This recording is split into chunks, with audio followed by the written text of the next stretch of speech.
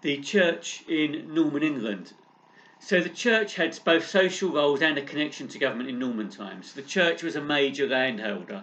It managed many estates and was closely involved in the economy.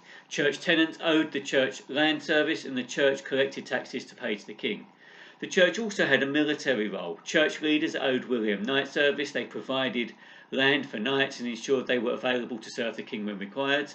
And they also had a legal role, so they interpreted laws and legal documents that were built up by the church, and they also played a large role in controlling society. Each cathedral had control over the local churches, for example, in their area, and made sure that these churches gave people the right messages about William.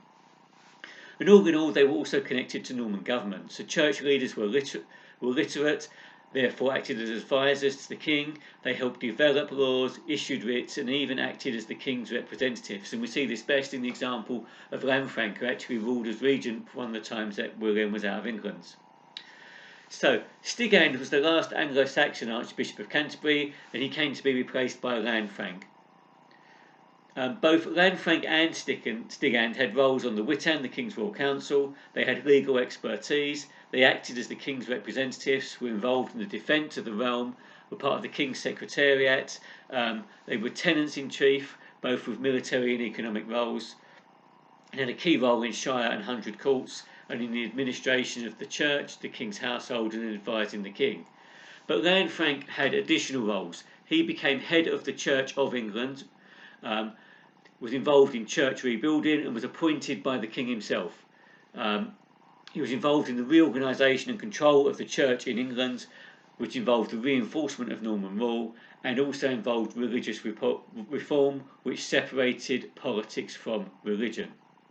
Now, over time, the church in England became Normanised. So every English church and cathedral was rebuilt in the Norman style. Church leaders were replaced with Normans over time, and this is what Normanisation really meant.